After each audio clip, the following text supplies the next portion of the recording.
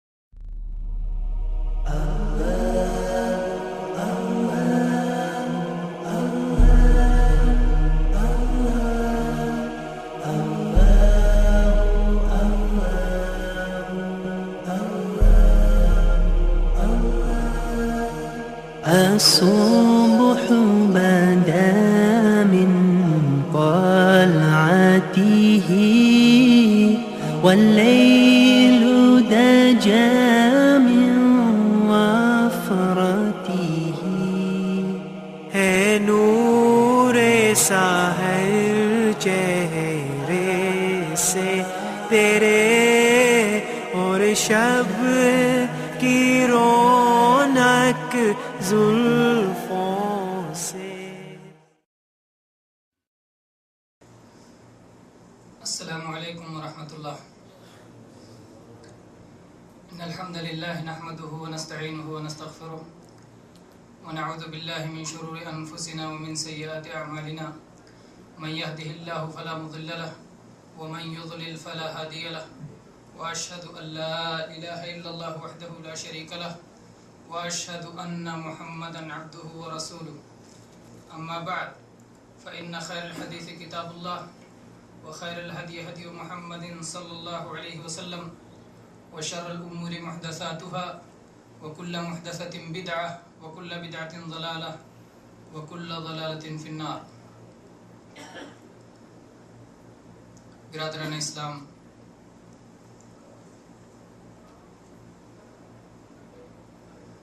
حاضرین مجلس، شعبہ نسواں میں حاضر ہونے والی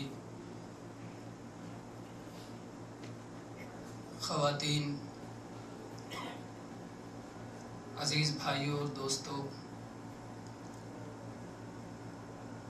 آج کا موضوع ہے حج اور پیغام توحید. اللہ تبارک و تعالیٰ نے قرآن مجید میں ارشاد فرمایا وَلِلَّهِ عَلَى النَّاسِ حِجُّ الْبَيْتِ مَنِ اسْتَطَاعَ إِلَيْهِ سَبِيلًا وَمَنْ كَفَرَ فَإِنَّ اللَّهَ غَنِيٌّ عَنِ الْعَالَمِينَ. اللہ واسطے، للہ علی الناس حج البیت، اللہ کے گھر کا حج اللہ واسطے ہو، اللہ کی طرف سے فرض کیا گیا ہے. تو ابتدا اس کی یہیں سے ہوئی کہ یہ اللہ کے لیے ہوتا ہے، اور اسی لیے ہر حاجی کو اس بات کی نصیحت کی جاتی ہے اور یہ خیال رکھنے کے لیے کیا جاتا ہے کہ حج ایک عبادت ہے. حج کوئی تفریح نہیں، حج کوئی پکنک نہیں، حج کوئی سیر سپاٹا نہیں، بلکہ حج ایک عبادت ہے جو خالص اللہ کے لیے ہونا چاہیے. مسلمان کی عبادت میں دو چیزیں ہونا ضروری ہے. آپ لوگ سارے لوگ یہ باتیں جانتے ہیں. ایک تو یہ عبادت خالص اللہ کے لیے ہو، اور دوسرا طریقہ عبادت جناب محمد رسول اللہ صلی اللہ علیہ وسلم کی سنت کے مطابق ہو. تو پہلی چیز یہ ہے کہ یہ عبادت خالص اللہ کے لیے ہو، کیونکہ یہ عبادت ہے. اور اس کے بعد میں آپ دیکھیں کہ حج جب بندہ کرنے کے لیے اپنے گھر سے نکلتا ہے تو خود اپنے طور پر اور اپنے گھر والوں کو بھی یہ نصیحت کر کے نکلتا ہے کہ میں ایک مبارک سفر پہ جا رہا ہوں، حج کے سفر پہ جا رہا ہوں، تم سب اللہ سے ڈرتے رہنا، اللہ کا تقوی اور پرہیزگاری اختیار کرنا. اور یہ نصیحت، تقوی کی جو نصیحت ہوتی ہے، اس میں بھی توحید کا پیغام ہے کہ اللہ سے ڈرتے رہنا، اور اللہ کا خوف یہ اللہ کی توحید کا ایک بہت اہم حصہ ہے. پھر میرے بھائیو، حج کی ابتدا جہاں سے ہوتی ہے، یعنی آدمی پہنچتا ہے میقات، آدمی میقات پہ پہنچتا ہے اور میقات پہ احرام باندھتا ہے، اور اس کے بعد آگے بڑھتا ہے. میقات پہ احرام باندھتے ہوئے، میقات پر احرام باندھتے ہوئے آدمی کیا، جس طرح سے حج کی آپ 3 قسمیں جانتے ہیں کہ ایک حج افراد ہے اور ایک حج تمتع ہے اور ایک حج قران ہے. حج کی کوئی بھی صورت اختیار کرے، چاہے حج افراد، چاہے حج قران، چاہے حج تمتع، ساری صورتوں میں اسے اس بات کا دھیان رکھنا ہے کہ لبیک اللہم حجن، لبیک اللہم عمرتن وحجن، لبیک اللہم عمرتن متمتعا بہا الی الحج.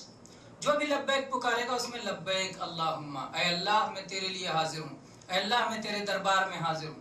اللہ کے لیے حاضری دے رہا ہے، اللہ کے لیے وہ حاضری دے رہا ہے. پھر اس کے بعد جو تلبیہ پڑھتا ہے، لبیک اللہم لبیک، لبیک لا شریک لک لبیک، ان الحمد والنعمت لک والملک لا شریک لک. یہ تلبیہ حج کا تلبیہ ہے، جسے حج میں جتنا زیادہ ہو سکے آدمی احرام باندھنے سے لے کر کے اور 10 ذوالحجہ تک جتنا پڑھ سکتا ہے زیادہ سے زیادہ یہ تلبیہ پڑھنا ہے. یہ حج کی سنتوں میں سے ہے، اہم سنتوں میں سے ہے. لبیک اللہم لبیک، اے اللہ میں حاضر ہوں، اے اللہ میں حاضر ہوں، بار بار حاضر ہوں، ایک کے بعد ایک حاضر ہوں. لبیک لا شریک لک لبیک، اے اللہ میں حاضر ہوں، تیرا کوئی شریک نہیں. ان الحمد والنعمت لک والملک، اے اللہ حمد تیرے لیے ہے، نعمتیں تیری طرف سے ہیں، بادشاہت تیرے لیے ہے. لا شریک لک، تیرا کوئی شریک نہیں. بار بار بندہ اس بات کا اعلان کرتا ہے، اللہ تیرا کوئی شریک نہیں، اللہ تیرا کوئی اے اللہ میں حاضر ہوں. علماء نے اس کا ایک معنی عربی زبان میں لبیک کا ایک معنی یہ بھی ہوتا ہے کہ میں تیری جو ہے طلب پر، تیرے سوال پر، تیرے حکم پر، تیرے حکم کی تعمیل کے لیے حاضر ہوں. اللہ تعالیٰ نے قرآن پاک میں ابراہیم علیہ السلام کو حکم دیتے ہوئے کیا فرمایا تھا؟ وَأَذِّن فِي النَّاسِ بِالْحَجِّ يَأْتُوكَ رِجَالًا وَعَلَى كُلِّ ضَامِرٍ يَأْتِينَ مِنْ كُلِّ فَجٍّ عَمِيقٍ لِيَشْهَدُوا مَنَافِعَ لَهُمْ وَلِيَذْكُرُوا اسْمَ اللَّهِ عَلَى مَا رَزَقَهُم مِّن بَهِيمَةِ الْأَنْعَامِ. اللہ تعالیٰ نے کہا تھا کہ ابراہیم علیہ السلام آپ لوگوں میں حج کا اعلان کر دیجئے، اور لوگ آئیں گے، کوئی دبلی پتلی اونٹنی پہ آئے گا اور کوئی کسی اور سواری پہ آئے گا. لوگ آئیں گے اپنے فائدے کے لیے اور اللہ کا نام لے کر کے جانور کو ذبح کریں گے. تو ابراہیم علیہ السلام نے اعلان کیا، اور اس اعلان کا جواب دیتے ہوئے سارے لوگ پہنچتے ہیں کہ اللہ تو نے اپنے نبی سے، اپنے پیغمبر سے، اور وہ نبی امام الموحدین، اس کا ذکر انشاءاللہ آگے کریں گے، کہ ابراہیم علیہ السلام نے جب اعلان کیا کہ لوگوں حج پہ آؤ، تو لوگ حکم کی تعمیل میں، اللہ کے حکم کی تعمیل میں چلے آ رہے ہیں. اللہ کے حکم کی تعمیل ہے حج میں پہنچنا. تو کیا یہ حکم کی تعمیل صرف حج ہی تک ہے؟ حج ہی تک ہے کہ اللہ حج کے معاملے میں اللہ کا صرف یہی ایک حکم ہے کہ حج میں تو حکم کی تعمیل کر لو؟ اللہ نے کہا میرے گھر کے حج کے لیے آؤ، تو پہنچ جاؤ اللہ کے گھر کا حج کرنے کے لیے. اور اللہ نے جو احکام دیے ہیں حج کے علاوہ، حج سے پہلے صوم کا حکم ہے، حج سے پہلے زکوٰۃ کا حکم ہے، حج سے پہلے صلاۃ کا حکم ہے، حج سے پہلے شہادتین کا حکم ہے. یہ سارے حکموں کی تعمیل، جو بندہ اللہ کے گھر کعبہ کا حج کرنے کے لیے جا رہا ہے اور اس معاملے میں جو اللہ کا حکم ہے اس کی تعمیل کے لیے حاضر ہے، وہ دوسرے سارے حکموں کی تعمیل کا بھی گویا وعدہ کر رہا ہے کہ اللہ میں صرف تیرے گھر کا حج ہی نہیں کروں گا، بلکہ تیرا جو حکم ہے میرے لیے، اے اللہ میں ہر حکم کی تعمیل کے لیے حاضر ہوں، اے اللہ میں ہر حکم کی تعمیل کے لیے حاضر ہوں. اور اس کے بعد میرے بھائیو، آپ یہ تلبیہ دیکھیں کہ یہ تلبیہ پہلے کفار مکہ بھی پڑھا کرتے تھے. ابراہیم علیہ السلام کے دین سے آیا ہے حج، اور اس کے بعد اس دین میں بگاڑ پیدا ہو گیا، اور چنانچہ اسی بگاڑ کو ختم کرنے کے لیے جناب محمد رسول اللہ صلی اللہ علیہ وسلم تشریف لائے، اور آپ نے کہا میں کوئی نیا دین نہیں لے کے آیا ہوں. فاتبع ملت ابراہیم حنیفا، ابراہیم علیہ السلام کے ملت کی پیروی کرو سارے لوگ، جو کہ ہر طرف سے کٹ کر ایک اللہ کے ہو گئے تھے. حنیف ہر طرف سے کٹ کر ایک اللہ کا ہو جانے والا. تو ایک اللہ کے جو ہو گئے تھے ان کی ملت کی پیروی کرو. جب وہ کفار مکہ کہتے تھے، اور جو بھی نبی صلی اللہ علیہ وسلم کے مخاطبین تھے، چاہے یہودی ہوں، چاہے نصرانی ہوں، چاہے مشرکین مکہ ہوں، سب کہتے تھے ہم تو ابراہیم علیہ السلام کی پیروی کرتے ہیں، اس لیے کہ سارے مذاہب میں ابراہیم علیہ السلام کا احترام ہے. تو اللہ تعالیٰ نے کیا جواب دیا؟ ما کان ابراہیم یہودی ولا نصرانی ولکن کان حنیفا مسلما وما کان من المشرکین. ابراہیم علیہ السلام نہ ہی یہودی تھے، ابراہیم علیہ السلام نہ ہی نصرانی تھے، اور ابراہیم علیہ السلام تو ہر طرف سے کٹ کے اللہ کے یکسو اور مسلمان تھے، فرما بردار تھے، اور وہ مشرکوں میں سے نہیں تھے. اور جب دیکھتے ہیں تو شرک سب میں ہے، یہودیت میں شرک ہے، نصرانیت میں شرک ہے، اور مشرکین کا شرک تو سب سے واضح ہے کہ اللہ کا وہ گھر کعبہ جس کا حج کرنے کے لیے آج مسلمان جاتے ہیں، اس گھر کو مکہ کے لوگوں نے، مشرکین نے شرک کا اڈا بنا دیا تھا. کتنے بت رکھے تھے اس میں؟ 360 بت رکھا تھا اس میں. یہ بت کب ختم کیے گئے؟ جب جناب محمد رسول اللہ صلی اللہ علیہ وسلم نے مکہ کو فتح کیا سن 8 ہجری میں. تو آپ ایک ایک بت کو اپنی چھڑی کی ٹھوکر سے گراتے جاتے تھے اور صحابہ اٹھا کر کے اسے باہر پھینکتے جاتے تھے، اور آپ پڑھتے جاتے تھے جاء الحق وزهق الباطل ان الباطل کان زہوقا. حق آ چکا ہے، باطل مٹ چکا ہے، اور باطل تو مٹنے ہی کے لیے ہوتا ہے، باطل مٹنے ہی کے لیے ہوتا ہے. آپ نے دیکھا کہ اس میں ابراہیم علیہ السلام کی بھی مورتی تھی، اسماعیل علیہ السلام کی بھی مورتی تھی، اور ان مورتیوں کے ہاتھ میں تیر تھمائے ہوئے تھے، جس تیر سے وہ قسمت کا حال نکالا کرتے تھے، فال لیا کرتے تھے، شگون لیا کرتے تھے. کسی کام کے لیے نکلنا ہوتا تھا تو فال نکالتے تھے کہ میرے لیے اچھا ہوگا، میرے لیے برا ہوگا، یا جو ہے اگر تیسرا فال نکل جاتا جو خالی رہتا تو دوبارہ پھر فال نکالتے تھے. تو بہرحال کہنا یہ ہے کہ اللہ کے نبی صلی اللہ علیہ وسلم نے فرمایا کہ نہ ابراہیم علیہ السلام نے اس بات کا حکم دیا تھا، نہ زندگی میں کبھی انہوں نے ایسا فال نکالا.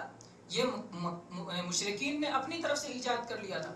تو ایسے ہی مشرکین نے بہت ساری باتیں ابراہیم علیہ السلام کے دین میں اپنی طرف سے بڑھا لی تھیں، اضافہ کر لیا تھا. اللہ کے نبی صلی اللہ علیہ وسلم نے ان سارے اضافوں کو ختم کیا، اور بدعت کی جو گرد جم گئی تھی اور بدعت کی جو چیزیں ان لوگوں نے اپنی طرف سے بڑھا لی تھیں، اللہ کے نبی صلی اللہ علیہ وسلم نے ان کو صاف کر کے دین اسلام کا شفاف چہرہ ان کے سامنے پیش کیا، دین توحید کو پیش کیا. تو تلبیہ میں کیا بڑھایا تھا وہ سنتے ہیں. وہ کہتے تھے لبیک اللہم لبیک لبیک لا شریک لک لبیک ان الحمد والنعمت لک والملک لا شریک لک الا شریکا هو لک تملکہ وما ملک. وہ لوگ اتنا بڑھا لیتے تھے الا شریکا هو لک تملکہ وما ملک. جب وہ پڑھتے تھے تلبیہ اللہ کے نبی صلی اللہ علیہ وسلم کہتے تھے رک جاؤ، اس سے آگے نہیں پڑھنا. ان الحمد والنعمت لک والملک لا شریک لک. آپ کہتے تھے بس بس قف، رک جاؤ، ٹھہر جاؤ، اس سے آگے نہیں بڑھنا. وہ کہتے تھے الا شریکا هو لک. اے اللہ، ہاں کچھ بندے تیرے شریک ہیں، تیرے پارٹنر ہیں، تیرے ساجی ہیں، جو تیرے خاص بندے ہیں. ہوا لک، جو تیرا پیارا ہے، تیرا خاص بندہ ہے. تملکہ وما ملک، مالک تو تو ہی ہے، وہ مالک نہیں ہے، لیکن تیرے عطا کرنے سے ان کو کچھ اختیار مل گیا ہے. آج میرے بھائیوں، آج یہ بہت سارے مسلمانوں میں بھی یہ تصور آ گیا ہے کہ اللہ تبارک و تعالیٰ کے دینے سے اس کے کچھ بندوں کو کچھ بعض اختیارات، خدائی اختیارات، اللہ کے اختیارات حاصل ہو جاتے ہیں کہ وہ کائنات میں تصرف کرتے ہیں، وہ سورج میں تصرف کرتے ہیں، چاند میں تصرف کرتے ہیں، اور زمین و آسمان میں تصرف کرتے ہیں. جب چاہیں جو معجزہ دکھا سکتے ہیں، جب چاہیں جو کرامت دکھا سکتے ہیں، جب چاہیں کسی کو زندہ کر سکتے ہیں، جب چاہیں کسی کو مردہ کر سکتے ہیں. ایسی کتنی کہانیاں لوگوں نے گڑھ کر کے اور دین میں پھر وہی اضافے کر لیے ہیں جن اضافوں کو اللہ کے نبی صلی اللہ علیہ وسلم نے ختم کیا تھا. اور دین توحید کو، ابراہیم علیہ السلام کے لائے ہوئے دین حنیف کو جو اللہ کے نبی صلی اللہ علیہ وسلم پیش کیا تھا، اس دین حنیف میں، اس دین توحید میں آج کتنی باطل چیزیں ڈال دی گئی ہیں میرے بھائیوں. بہرحال تو یہ مسلمان یہ تلبیہ پڑھتا ہے، اور تلبیہ کو بار بار پڑھتا ہے کہ اللہ میں حاضر ہوں، میں حاضر ہوں، تیرا کوئی شریک نہیں، تیرا کوئی شریک نہیں. حمد، نعمتیں، بادشاہت سب تیرے لیے ہے، تیرا کوئی شریک نہیں. شرکت کا انکار کرتا ہے. اس میں زیادہ تر توحید ربوبیت کا ذکر ہے کہ حمد تیرے لیے، نعمتیں تیری طرف سے، اور بادشاہت تیری ہے. یہ تو اللہ کے کام ہے، بادشاہت چلانا، تصرف کرنا، نعمتیں عطا کرنا، یہ ربوبیت ہے. اصل توحید تو توحید الوہیت ہے کہ اللہ ہم جو بھی عبادت کرتے ہیں وہ خالص تیرے لیے ہے، اور اس کا بھی حج میں کم ذکر نہیں ہے میرے بھائی. جناب محمد رسول اللہ صلی اللہ علیہ وسلم نے فرمایا افضل الدعاء دعاء یوم عرفہ. عرفہ کے دن کی دعا سب سے افضل دعا ہے. وافضل ما قلته انا والنبیون من قبلی اشہد ان لا الہ الا اللہ وحدہ لا شریک لہ لہ الملک ولہ الحمد وہو علی کل شیء قدیر. اللہ کے نبی صلی اللہ علیہ وسلم نے فرمایا کہ سب سے افضل دعا عرفہ کے دن کی دعا ہے. اور عرفہ کا دن وہ دن ہے کہ حج کا رکن اعظم ہے. اگر کوئی آدمی عرفہ میں نہیں پہنچا، عرفہ میں نہیں ٹھہرا، عرفہ کا وقوف نہیں کیا تو اس کا حج نہیں ہوگا. عرفہ یہ حج کا رکن اعظم ہے، اور اس دن کی دعا سب سے عظیم الشان دعا ہے. اور آپ نے فرمایا یہ دعا نبیوں نے بھی کی، اور نبیوں نے بھی جو جو دعائیں کی ہیں اس میں سب سے افضل دعا یہی ہے لا الہ الا اللہ वहदहु ला शरीका लह लहुल मुल्क व लहुल हम्द व हुवा अला कुल्लि शैइन क़दीर। तो ये कहाँ से शुरू होती है? तौहीद से। ला इलाहा इल्लल्लाह, अल्लाह के सिवा कोई लायक इबादत नहीं है, वो तन्हा है, उसका कोई शरीक नहीं है और वो हर चीज़ पर कुदरत रखता है, और तौहीद रुबूबियत और तौहीद उलूहियत को मुस्तलज़म है ही। फिर मेरे भाइयों, आप देखें कि इस बात को नबी करीम सल्लल्लाहु अलैहि वसल्लम और आपके सहाबा भी बहुत अच्छी तरह समझते थे। आज बहुत सारे लोग ये कह देते हैं कि जब मुसलमान मक्का को पहुंचते हैं तो एक घर का तवाफ करते हैं और वहाँ एक पत्थर अभी तक रखा हुआ है, उस पत्थर को चूमते हैं और वो ये समझते हैं कि इस पत्थर की इबादत हो रही है, और बाकी लोग भी पत्थरों की इबादत करते हैं। तो कहते हैं मुसलमान का जो बहुत बड़ी इबादत है, जिसपे सारे मुसलमान इकट्ठा होते हैं, वो भी तो एक पत्थर के चूमने के लिए जाते हैं। इस तरह की बातें कही जाती हैं। इस बात को उमर रजी अल्लाह अन्हु ने कितना वाज़ेह अल्फाज में उम्मत के सामने जाहिर कर दिया। अल्लाह के नबी करीम सल्लल्लाहु अलैहि वसल्लम तो दिन रात तौहीद सिखाते ही रहे, और आपके सहाबा ने भी तौहीद की तालीम में, तौहीद की तबलीग में किसी तरह की कमी नहीं छोड़ी। चुनांचे जब उमर रजी अल्लाह अन्हु ने हजरे अस्वद को बोसा दिया, एक तो उसके नाम ही से जाहिर है कि मुसलमान उसका कितना एहतराम करते हैं। हजरे अस्वद, काला पत्थर, काला पत्थर नाम है, काला पत्थर कहते हैं। कोई उसके आगे पीछे लक़ब नहीं लगाता है, और ना ही उसको जो है उसके हद से ज्यादा कोई एहतराम दिया जाता है। जो उसका हद है, जो उसको चूमना सुन्नत करार दिया गया, इसलिए उसका चूमना सुन्नत है। इस्तिलाम, उसको छू लेना सुन्नत करार दिया गया, उसका छू लेना सुन्नत है। उसकी तरफ इशारा करना सुन्नत करार दिया गया, उसकी तरफ इशारा करके तवाफ़े काबा शुरू किया जाएगा, सुन्नत है। जो जनाब मोहम्मद रसूलुल्लाह सल्लल्लाहु अलैहि वसल्लम ने जो हदबंदियां कर दी हैं, उस हद से हम आगे नहीं बढ़ते। तो उमर रजी अल्लाह अन्हु ने कहा कि या हजर इन्नी लअअलमु अन्नका हजर ला तदुर्रु वला तनफा वलौला अन्नी रअयतु रसूलल्लाह सल्लल्लाहु अलैहि वसल्लम क़ब्बलक मा क़ब्बलतु। ऐ पत्थर, मैं खूब जानता हूँ कि तू पत्थर है, तुझ में नफा और नुकसान की कोई ताकत नहीं है। अगर मैंने रसूलुल्लाह सल्लल्लाहु अलैहि वसल्लम को तुझे बोसा देते हुए न देखा होता तो मैं तुझे बोसा नहीं देता। आज मेरे भाई अफसोस ये है कि सहाबे किराम ये बात जानते थे कि पत्थर में नफा नुकसान की ताकत नहीं होती, लेकिन आज कितने लोग जो कलिमा पढ़ते हैं वो इस बात को नहीं जानते। अंगूठियां पहनेंगे, ये अकीक पत्थर का है और ये फला पत्थर का और ये फला पत्थर का, इस अंगूठी को पहने रहो तो ये भला होगा, ये फायदा होगा, ये खैर होगा, मुसीबतों से बचे रहोगे, और पता नहीं क्या क्या किस तरह से पत्थरों को अजमत अता कर दी गई है, जो अजमतें की खत्म कर दी थी इस्लाम ने। और जो बड़ाइयाँ वरब्बका फकब्बिर, इस्लाम ने ऐलान किया था अपने रब की बड़ाई करो, और रब की बड़ाई के आगे सारी बड़ाइयाँ हेच हो जाएं, सारी बड़ाइयाँ कम हो जाएं, सारी बड़ाइयाँ मामूली हो जाएं, सारी बड़ाइयाँ खत्म हो जाएं, अल्लाह की बड़ाई सबसे बड़ी बड़ाई हो।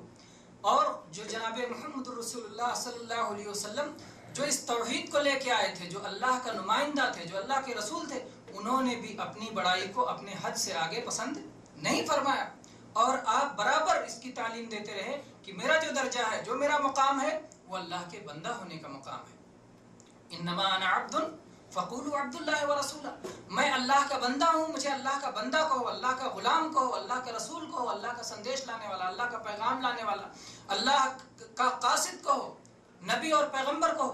तो आपने ये तालीम दी है उम्मत को कि जिन चीज़ों के जो दर्जात हैं, जो मकामात हैं, उनको वही मकाम दिया जाए, वही दर्जा दिया जाए, और उससे बढ़ाया ना जाए। तो हज में मेरे भाइयों तौहीद के बहुत सारे तौहीद के पैगाम हैं। फिर जब एक बंदा मीकात पर इहराम बांध करके निकलता है, फिर सारे मुसलमान एक लिबास में, एक लिबास इहराम का लिबास पहनते हैं। मर्दों का इहराम, औरतों का इहराम। मर्द का इहराम ये होता है कि एक सफ़ेद चादर या किसी भी रंग की चादर जो सिली हुई ना हो, सिली हुई ना हो का मतलब बदन के एतबार से सिली हुई ना हो, उसमें जेब ना लगा हो, उसमें आस्तीन ना बनी हुई हो, और इसी तरह से पैजामा में जिस तरह पांचे बने होते हैं उस तरह पांचे ना बने हुए हों, तो वो लिबास सिला हुआ लिबास ना हो, यानी बदन के हिसाब से सिला हुआ ना हो। वरना अगर एक चादर के दो टुकड़े हैं, उसको सिल करके एक चादर कर दिया जाए, दो टुकड़ों को जोड़कर, तो उसको पहना जा सकता है।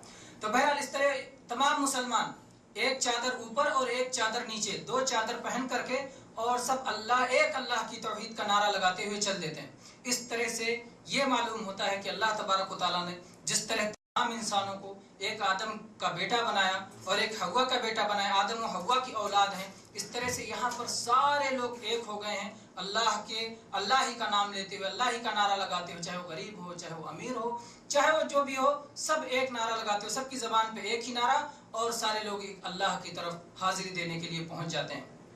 फिर जब मेरे भाइयों, जब वहाँ काबा के पास पहुँचते हैं, تو شروع بھی کہاں سے کرتے ہیں؟ بسم اللہ اللہ اکبر. طواف شروع کرتے ہوئے بسم اللہ اللہ اکبر، کہ اللہ کے نام سے شروع کرتا ہوں اور اللہ سب سے بڑا ہے. یعنی کعبہ یہ تو اللہ کا گھر ہے، اللہ نے تجھے اپنے نسبت عطا کی ہے. اے اللہ تعالیٰ نے جب کہا تو میرا گھر ہے تو تجھے عزت ملی ہے. اگر اللہ تبارک و تعالیٰ یہ عزت نہ دے تو یہ عزت ملنے والی نہیں ہے. اللہ ہی کے لیے سب سے اصل محبت اللہ ہی کے لیے، باقی ساری محبتیں اس اللہ کی محبت کے تابع ہیں. تو مسلمان ہوا کہتا ہے بسم اللہ اللہ اکبر، میں اللہ کا نام لے کر کے اور اللہ کی بڑائی بیان کر کے اس گھر کا طواف شروع کرتا ہوں. اور اس درمیان میں جو بھی دعائیں اس کو یاد ہوتی ہیں پڑھتا ہے، اور پھر طواف ختم ہوتے ہوئے ربنا آتنا فی الدنیا حسنۃ وفی الآخرۃ حسنۃ وقنا عذاب النار. اپنے رب سے مانگتا ہے اے میرے رب مجھے دنیا کی بھی بھلائی عطا فرما دے، آخرت کی بھی بھلائی عطا فرما دے، اور آگ کے عذاب سے بچا دے. اسی طرح سے اس کے بعد جب یہ طواف ختم کر لیتا ہے، طواف مکمل کرنے کے بعد وہ 2 رکعتیں پڑھتا ہے اللہ کے لیے. اور اس میں کون سی صورتیں پڑھتا ہے؟ سورہ فاتحہ، اور اس کے بعد پہلی رکعت میں سورہ فاتحہ کے ساتھ سورۃ الکافرون، جس کا دوسرا نام کیا ہے؟ سورۃ الکافرون کا دوسرا نام سورۃ الاخلاص ہے. جس طرح سے سورۃ الاخلاص قل واللہ احد کا ایک نام سورۃ الاخلاص ہے، اس کا بھی نام سورۃ الاخلاص ہے. جو آدمی سونے سے پڑھے اس سورت کو پڑھ لے، سورۃ الکافرون کو پڑھ کے سوئے، تو اللہ تبارک و تعالیٰ اسے شرک سے بری قرار دے دیتا ہے، شرک سے بچا دیتا ہے. یہ دونوں سورتیں سورۃ الاخلاص ہیں، سورۃ قل واللہ احد اور سورۃ الکافرون، کیونکہ ان دونوں میں بندہ اس بات کا اعلان کرتا ہے کہ میں اللہ کے سوا کسی اور کی عبادت کرنے والا نہیں ہوں. قل واللہ احد میں کیا ہے؟ اور سورہ فاتحہ میں خود ساری توحید کی قسمیں ہیں. الحمدللہ رب العالمین ربوبیت، الرحمن الرحیم اسماء و صفات، مالک یوم الدین جو ہے اللہ کے اسماء و صفات، ایاک نعبد و ایاک نستعین توحید عبادت، ایاک نعبد و ایاک نستعین. اور اس کے بعد آگے سوال ہے، دعا ہے، وہ توحید ہی میں آتا ہے، دعا پوری توحید ہے. تو پوری صورت میں توحید ہی توحید ہے. اور اس کے بعد پھر قل هو اللہ احد میں توحید، قل هو اللہ احد، اعلان کر دیجئے کہ وہ اللہ ایک ہے. اللہ الصمد، اللہ کسی کا محتاج نہیں، سب اس کے محتاج ہیں. لم یلد ولم یولد، نہ اس کا کوئی بیٹا پوتا ہے، نہ اس کا کوئی باپ دادا ہے. ولم یکن لہ کفوا احد، اور کوئی اس کے برابر نہیں، کوئی اس کے برابر نہیں کہ اس جیسی کسی اور سے محبت کی جائے، کوئی اس کے برابر نہیں کہ اس جیسے کسی اور کا ڈر رکھا جائے، کوئی اس کے برابر نہیں کہ اس کے جیسے اس سے امید رکھی جاتی ہے کسی اور سے امید رکھی جائے، کوئی اس کے برابر نہیں کہ جیسے اس کے لیے سجدہ کیا جاتا ہے دوسروں کے لیے سجدہ کیا جائے. تو اس کے برابر کوئی نہیں ہے. اور جو کفار ہیں والذین کفروا بربہم یعدلون، جو کافر ہوتے ہیں وہ اپنے رب کے برابر دوسروں کو کر دیتے ہیں. برابر کس معاملے میں کرتے ہیں؟ کوئی ایسا آپ جانتے ہیں جو کہے کہ اللہ بھی خالق ہے دوسرا بھی خالق ہے؟ ایسے بہت کم ہیں جو اللہ کے برابر خلق میں کرتے ہوں یا ربوبیت میں کسی کو اللہ کے برابر کرتے ہوں. اللہ کے برابر کرتے ہیں عبادت میں. جیسی محبت اللہ سے ہونی چاہیے ویسی ہی محبت غیر سے کرتے ہیں، جیسا خوف اللہ سے ہونا چاہیے ویسے خوف غیر سے کرتے ہیں، جیسی امید اللہ سے لگانی چاہیے ویسی امید اللہ سے لگاتے ہیں، بلکہ کبھی کبھی دوسروں سے اللہ سے زیادہ امید لگاتے ہیں اور زیادہ ڈرتے ہیں. ان سے کہو اللہ کی قسم کھا لو، کھا لیں گے، اور کہو بابا کی قسم کھا لو، نہیں کھائیں گے، کیونکہ بابا سے زیادہ ڈرتے ہیں نا. ان سے مسجد میں کہو کہ مسجد میں جا کے مانگو اللہ سے، اللہ دے گا، نہیں بھروسہ ہوگا. جا کے مزار پہ مانگیں گے زیادہ یقین ہوگا کہ بابا دلا دیں گے، یا خود دے دیں گے یا دلا دیں گے. تو اللہ سے جو امید ہے اس سے زیادہ امید غیروں سے ہے. جو اللہ سے خوف ہے اس سے زیادہ خوف غیروں سے ہے. جو اللہ تبارک و تعالیٰ سے مدد جس طرح سوال کرنا چاہیے، جس طرح اس کی عبادت ہونا چاہیے، جس طرح دل میں اس کی محبت ہونی چاہیے، اس سے زیادہ محبت غیروں سے ہے. تو یہ سب اس وجہ سے ہے کہ توحید کو نہیں سمجھا گیا، جبکہ توحید کا پیغام ہر عبادت میں ہے، خصوصاً حج کی عبادت میں توحید کا پیغام سب سے زیادہ ہے. بہرحال بندہ پھر سورہ اخلاص، پہلی سورہ اخلاص پڑھ لیتا ہے، قل واللہ احد کی صورت، اور اس کے بعد قل یا ایھا الکافرون کی صورت، جس میں کہتا ہے قل یا ایھا الکافرون، اے اللہ کے نبی ہم کہہ دیجئے. اور پھر آپ کے بعد آپ کی امت بھی کہتی ہے کہہ دیجئے اے کافرو لا اعبد ما تعبدون، جن کی تم عبادت کرتے ہو ہم ان کی عبادت نہیں کرتے. تو پوری صورت میں اسی بات کو ریپیٹ کیا گیا، اسی کو دہرایا گیا. لکم دینکم ولی دین، آخر میں ہی کہا گیا کہ تمہارا دین تمہارے لیے اور ہمارا دین ہمارے لیے. ہم سے امید یہ نہ رکھو کہ ہم تمہارے ساتھ تمہارے معبودوں کی کبھی عبادت کریں گے، کیونکہ عبادت اللہ کے لیے، اللہ کے ہاں وہی عبادت قبول ہے جو خالص اللہ کے لیے کی گئی. اللہ ملاوٹ کو پسند نہیں کرتا. اللہ خالص چاہتا ہے، بے آمیز، بغیر ملاوٹ کے. اللہ تعالیٰ، اللہ کے نبی صلی اللہ علیہ وسلم نے فرمایا کہ اللہ تعالیٰ فرماتا ہے حدیث قدسی میں آپ نے فرمایا کہ من عمل عملا اشرک فیہ معی غیری ترکتہ وشرکہ انا اغنی الشرکاء عن الشرک. اللہ کے نبی صلی اللہ علیہ وسلم نے فرمایا کہ اللہ تعالیٰ فرماتا ہے میں تمام شرکاء میں شرک سے سب سے زیادہ بے نیاز ہوں، مجھے شرک کی کوئی ضرورت نہیں ہے. اگر کوئی آدمی ایسی عبادت کرتا ہے، وہ میرے لیے بھی کرتا ہے، دوسرے کے لیے بھی کرتا ہے، تو میں پورا دوسرے ہی کو دے دیتا ہوں. مجھے نہیں چاہیے ایسی عبادت جس میں میرے ساتھ غیر کو شریک کیا گیا ہو. تو اللہ تبارک و تعالیٰ وہ ساری عبادتوں کو رد کر دیتا ہے جس میں شرک کی ملاوٹ ہو گئی ہو. اور شرک کی ملاوٹ سے بچانے کے لیے اسی لیے اللہ تعالیٰ نے اپنے نبیوں کو اور خاص طور پہ آخری نبی محمد صلی اللہ علیہ وسلم کو سب کو تنبیہ کی تھی کہ عبادتوں میں شرک نہ آنے پائے، ورنہ شرک سب کو ملیا میٹ کر کے رکھ دے گا. جیسے آپ مال کمائیں اور مال کمانے کے بعد آخر میں ماچس لگا دیں، کیا ہوگا؟ نوٹ رکھے ہوں اس میں ماچس لگا دیں تو کمایا کیا ذرا سب پانی پھر گیا، بیکار ہو گیا سب. یہی معاملہ شرک کا ہے کہ ساری نیکیاں ہیں اور شرک آ گیا تو سب برباد ہو گیا. یہ میری اپنی بات نہیں ہے، یہ اللہ تبارک و تعالیٰ کی بات ہے. اللہ تبارک و تعالیٰ نے اپنے نبیوں کے بارے میں فرمایا وَلَوْ أَشْرَكُوا لَحَبِطَ عَنْهُمْ مَا كَانُوا يَعْمَلُونَ. اگر نبیوں نے بھی کچھ شرک کیا ہوتا تو جو کچھ انہوں نے کیا تھا سب کے سب برباد ہو گیا ہوتا. اور جناب محمد رسول اللہ صلی اللہ علیہ وسلم کے بارے میں فرمایا لَإِنْ أَشْرَكْتَ لَيَحْبَطَنَّ عَمَلُكَ. اے اللہ کے نبی اگر آپ شرک کریں گے تو آپ کا بھی عمل برباد ہو جائے گا. اللہ کے نبی شرک کرتے تھے، کر سکتے تھے؟ معاذ اللہ آپ شرک نہیں کر سکتے تھے. یا آپ کی امت کو تنبیہ کرنے کے لیے آپ کو کہا گیا. اور اسی لیے انبیاء، آپ بتائیں بہت سارے لوگ شرک کی بات کرو مسلمانوں میں تو کہتے ہیں مسلمانوں میں شرک کی بات کرنے کی کیا ضرورت ہے. آپ سوچئے لقمان علیہ السلام انہوں نے اپنے بیٹے کو نصیحت کی. لقمان علیہ السلام کون تھے؟ مسلمان تھے، بہت بڑے نیک انسان تھے، بعض لوگوں نے تو نبی تک کہا ہے. انہوں نے اپنے بیٹے کو نصیحت کرتے ہوئے کیا کہا؟ یا بنی لا تشرک باللہ ان الشرک لظلم عظیم. اے بیٹے اللہ کے ساتھ شرک نہیں کرنا، شرک سب سے بڑا ظلم ہے. ظاہر بات ہے کہ لقمان علیہ السلام کا بیٹا بھی انہی کے راستے پر ہونے کی ہمیں امید ہے. تو انہوں نے اپنے بیٹے کو، دیندار بیٹے کو، نیک بیٹے کو سمجھاتے ہوئے کہا بیٹے شرک نہیں کرنا. اس لیے شرک سے بار بار تنبیہ کرتے رہنا چاہیے. خود اپنے آپ کو بھی یاد دلانا چاہیے، اپنے ساتھیوں کو بھی یاد دلانا چاہیے، اپنے گھر والوں کو بھی یاد دلانا چاہیے. باپ ہے تو بیٹے کو یاد دلانا چاہیے، بیٹا ہے تو باپ کو یاد دلانا چاہیے. باپ اگر توحید پر ہے، دیکھیے ابراہیم علیہ السلام نے دعا کرتے ہوئے کیا کہا؟ وَجْنُبْنِي وَبَنِيَّ أَن نَّعْبُدَ الْأَصْنَامَ. اے اللہ تعالیٰ مجھے بھی اور میری اولاد کو بھی بتوں کی عبادت سے محفوظ رکھنا. یہ کیوں دعا کر گئے اللہ سے کہ اے اللہ ہم نے تو جو کرنا تھا کر لیا، اپنی طاقت بھر ہم اپنی اولاد کو سمجھا چکے ہیں، لیکن اللہ جو ہماری طاقت سے باہر ہے تجھ سے دعا کرے اللہ بچانا بتوں کی عبادت سے، شرک سے محفوظ رکھنا. تو جب انبیاء اور اپنے بارے میں بھی دعا کیا وَجْنُبْنِي مجھے بچانا، وَبَنِيَّ اور میرے بیٹوں کو بچانا.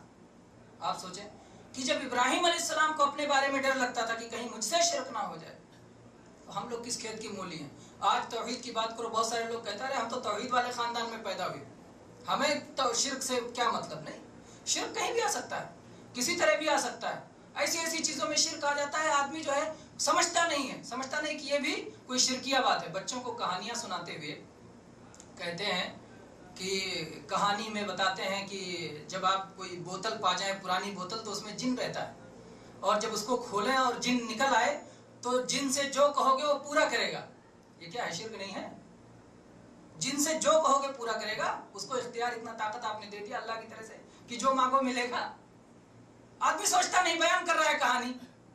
اسی طرح سے آپ دیکھیں کارٹون میں بچے کارٹون دیکھ رہتے ہیں ٹی ویوں پر، اور اس میں آتا ہے کہ یہ اسٹار ہے، اسٹار آ گیا، تارا آ گیا. اس تارے کو آپ دیکھو، اور اس تارے کو دیکھنے کے بعد آپ جو وش کریں گے آپ کو ملے گا.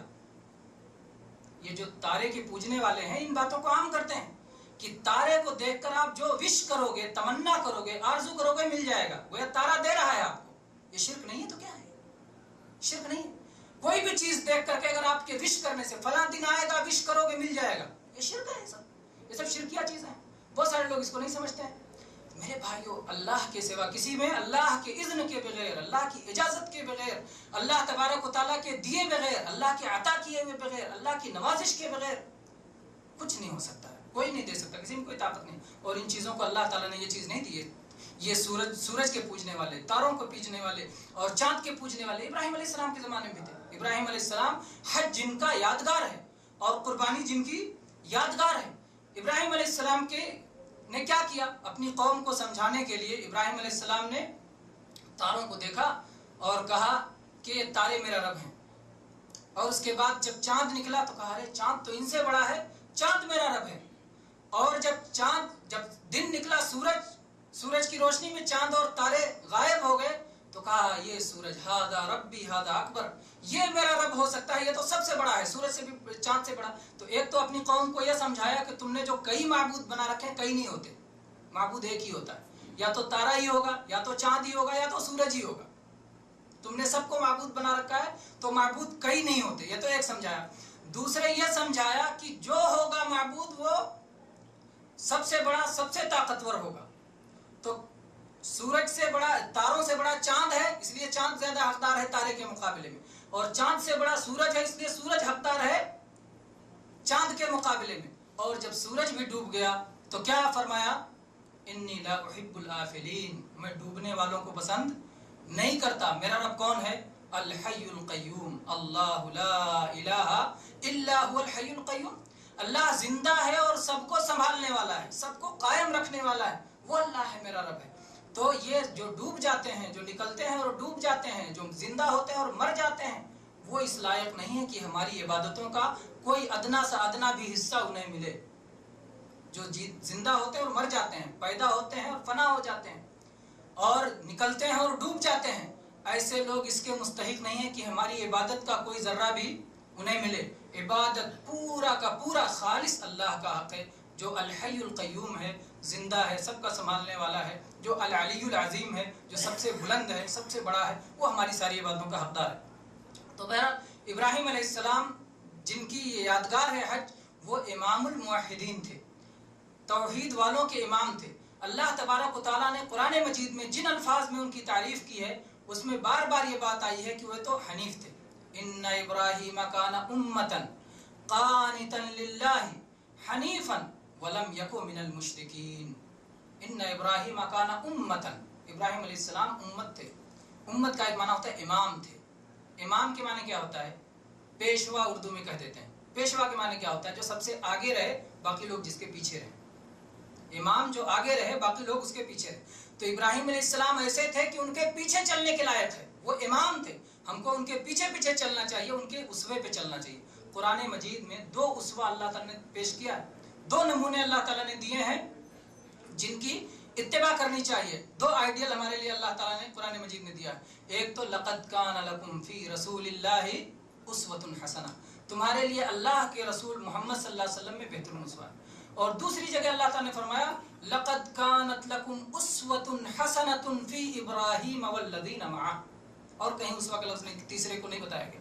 لقد کانت لکم اسوۃ حسنۃ فی ابراہیم والذین معہ، تمہارے لیے بہترین اسوہ ہے، بہترین نمونہ ہے ابراہیم علیہ السلام میں اور ابراہیم علیہ السلام کے ساتھیوں میں. والذین قالوا لقومہم انا براء منکم ومما تعبدون من دون اللہ کفرنا بکم وبدا بیننا وبینکم العداوۃ والبغضاء ابدا حتی تؤمنوا باللہ وحدہ.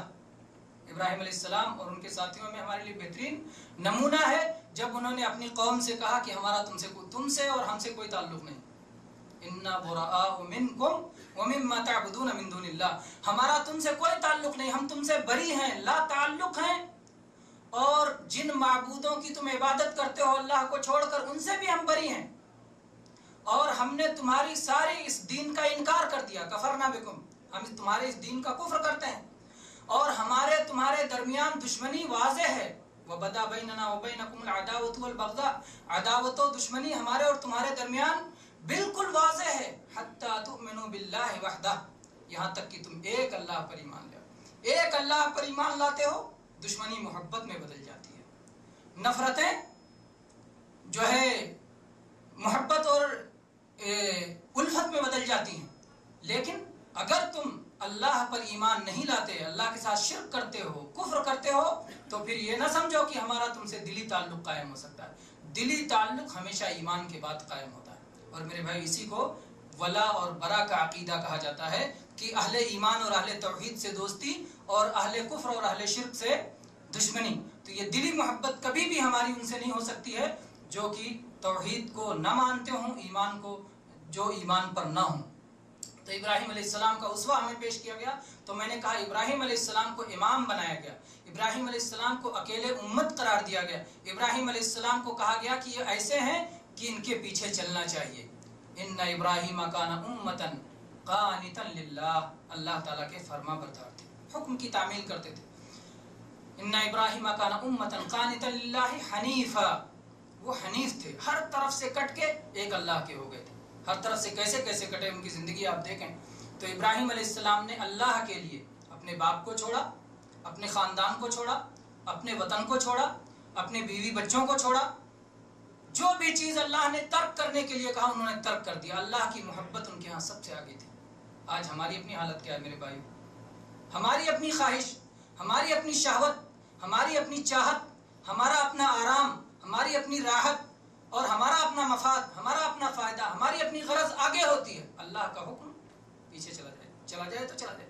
اللہ کا حکم آگے نہیں ہوتا۔ ابراہیم علیہ السلام نے اپنے باپ کو نصیحت ضرور کی، اپنے کا باپ ان کو کہا یا ابتی لا تعبد الشیطان ان الشیطان کان للرحمن عصیا، اے میرے ابا جان آپ شیطان کی عبادت نہ کریں، شیطان اللہ کا نافرمان ہے۔ باپ نے کیا کہا اتنے پیار سے، باپ کہہ کر کے، یہ نہیں کہ تو میرا باپ نہیں، تو میری بات نہیں مانتا، تو میرے توحید پہ نہیں، بہت پیار سے ابا جان۔ نسب کا رشتہ تو ختم نہیں ہوتا، آدمی چاہے کفر پہ ہو چاہے اسلام پہ ہو، نسب کا رشتہ ختم نہیں ہوتا، باپ باپ رہے گا اگرچہ وہ کافر ہو۔ تو آپ نے کہا اے میرے ابا آپ مسلمان ہو جائیے، آپ اللہ ہی کی عبادت کیجیے، غیر کی عبادت چھوڑ دیجیے، اتنے پیار سے کہا۔ لیکن باپ نے کیا طریقہ اپنایا؟ باپ نے کہا لئن لم تنتہی لأرجمنک، اگر تو اپنی اس بات سے باز نہیں آتا تو میں تجھے رجم کر دوں گا، پتھر سے مار مار کے ہلاک کر دوں گا۔ ابراہیم علیہ السلام باپ کے کہنے سے ڈر گئے اور توحید کو چھوڑ دیا اور توحید کی دعوت چھوڑ دی؟ نہیں چھوڑا، اللہ کا حکم نہیں چھوڑ سکتے تھے باپ کے لیے۔ تم نہیں مانتے مت مانو لیکن مجھ سے چھوڑوا لو، یہ نہیں ہو سکتا ہے۔ یہی حکم دیا گیا ہے ماں باپ کے معاملے میں اولاد کو کہ وَصَاحِبْهُمَا فِي الدُّنْيَا مَعْرُوفًا، دنیا میں ان کے ساتھ بھلائی کا معاملہ کرو۔ وَإِن جَاهَدَاكَ لِتُشْرِكَ بِي مَا لَيْسَ لَكَ بِهِ عِلْمٌ فَلَا تُطِعْهُمَا، اگر ماں باپ تمہیں مجبور کریں کہ اللہ کے ساتھ شرک کرو تو ماں باپ کی اطاعت نہیں ہے۔ شرک کے معاملے میں ماں باپ کی اطاعت نہیں کی جائے گی، ان کے ساتھ بھلائی کی جائے گی، ان کے ساتھ حسن سلوک کیا جائے گا، ان کو جو ہے ان کا خرچہ برچہ لباس تحفہ تحائف دیا جائے گا، لیکن شرک کے معاملے میں ان کی بات نہیں مانی جائے گی، ان کی اطاعت نہیں کی جائے گی۔ تو بہرحال ابراہیم علیہ السلام نے اپنے باپ کو چھوڑ دیا، کہا انی مہاجر الی ربی سیہدین، میں ہجرت کر کے جا رہا ہوں، میرا رب مجھے راستہ دکھائے گا، میری منزل کیا ہے اللہ تعالیٰ مجھے بتائے گا۔ اور آپ نے اپنی قوم کو بھی دعوت دی، اور اپنی قوم کو دعوت دیتے ہوئے آپ نے کیسے کیسی چیزیں جھیلی ابراہیم علیہ السلام نے، جانتے ہیں ابھی آپ نے اس کا واقعہ سنی لیا، کس طرح سے جب قوم سورج کی عبادت کرتی تھی، چاند کی عبادت کرتی تھی، تاروں کی عبادت کرتی تھی، انہیں کیسے سمجھایا۔ پھر وہ مورتیوں کی بھی عبادت کرتے تھے، قوم کے لوگ مورتیوں کی بھی عبادت کرتے تھے، تو ان بتوں کے بارے میں لاکھ سمجھاتے تھے کہ یہ نہ تمہیں نفع دے سکتے ہیں نہ نقصان تمہیں پہنچا سکتے ہیں، ان کی کیوں عبادت کرتے ہو؟ لیکن قوم والوں کو سمجھ میں نہیں آتا تھا۔ تو ابراہیم علیہ السلام نے کہا تاللہ لاکیدن اصنامکم، اللہ کی قسم میں تمہارے بتوں کے بارے میں ایک تدبیر کروں گا جس تدبیر کی وجہ سے تمہیں سمجھ میں آ جائے گا کہ یہ لائق عبادت نہیں ہے۔ چنانچہ ایک دن میلے کا دن تھا اور وہ لوگ میلے میں چلے گئے۔ ابراہیم علیہ السلام سے جب ان کے دوستوں نے کہا چلو میلے میں، تو ابراہیم علیہ السلام نے کہا انی سقیم، یہ ان 3 جھوٹ میں سے ایک جھوٹ ہے جو اللہ کے نبی صلی اللہ علیہ وسلم نے فرمایا کہ 3 جھوٹ بولا۔ ابراہیم علیہ السلام نے اپنی زندگی میں 3 جھوٹ بولا۔ میرے بھائیو، ابراہیم علیہ السلام کے بارے میں اللہ کے نبی فرمایا 3 جھوٹ بولا، یعنی جھوٹ گنا جا سکتا ہے، اور ہمارے جھوٹوں کا کیا حال ہے، گنا نہیں جا سکتا۔ ایک دن وہ پوری زندگی کا جھوٹ، اور وہ بھی کیسا جھوٹ، اثنین فی ذات اللہ، 2 تو اس میں اللہ کے لیے تھا، اللہ کے بارے میں تھا، اللہ کی توحید سمجھانے کے لیے تھا، اور ایک اپنے لیے تھا، اور اس کا بھی معاملہ کیسا ہے دیکھتے ہیں۔ انہوں نے کہا میں بیمار ہوں، اور اس کے بعد میلے میں نہیں گئے، جب وہ لوگ میلے چلے گئے، اور میلہ جانے سے پہلے ظاہر بات ہے بت پرست قوم کیا کرتی ہے، اپنے بت کے پاس پہنچتی ہے، چڑھاوے چڑھاتی ہے، لڈو چڑھایا، پیڑا چڑھایا، برفی چڑھایا، قسم قسم کے کھانے چڑھائے، پھول چڑھایا، اور کیا کیا چڑھا کے چلے گئے۔ ابراہیم علیہ السلام جب پہنچے ان بتوں کے پاس، ارے اتنے لذیذ کھانے، اتنے مزیدار مٹھائیاں، یہ سب تمہارے سامنے لگی، کھاتے کیوں نہیں، پیتے کیوں نہیں؟ ان کا سجدہ وصول کرتے ہو، ان کا رکوع وصول کرتے ہو، ان کی پرارتھنا وصول کرتے ہو، وہ ہاتھ جوڑتے ہیں سب وصول کرتے ہو، یہ سب وصول کر لیا، کھاتے کیوں نہیں؟ ظاہر بات ہے وہ بول سکیں تب تو بولیں، وہ جواب دے سکیں تب تو جواب دیں۔ ابراہیم علیہ السلام نے ایک طرف سے سب کو توڑنا شروع کر دیا، اور جو بڑا بت تھا اس کے سر پہ کلاڑی رکھ دی، اور باقی کو توڑ کے برابر کر دیا، کسی کا ہاتھ ٹوٹا، کسی کا سر ٹوٹا، کسی کا پیر ٹوٹا۔ بہرحال چلے گئے ابراہیم علیہ السلام، پھر وہ تو قوم کی نظر میں قوم کو بتا چکے تھے کہ میں بیمار ہوں، وہ بیمار ہے۔ جب لوٹ کے آئے تو ان لوگوں نے کہا ہو نہ ہو یہ ابراہیم ہی کا کرتوت ہے، یہ نہیں سوچا کہ ان سے ہم اولاد مانگتے ہیں، ان سے ہم مصیبتوں میں نجات، جو اپنی مصیبت نہ بچا سکے، اپنے آپ کو مصیبت سے نہ بچا سکیں، دوسروں کو مصیبت سے کیسے بچائیں گے، یہ نہیں سوچا۔ جو اپنی حفاظت نہ کر سکیں وہ دوسروں کی حفاظت کیسے کریں گے، یہ نہیں سوچا۔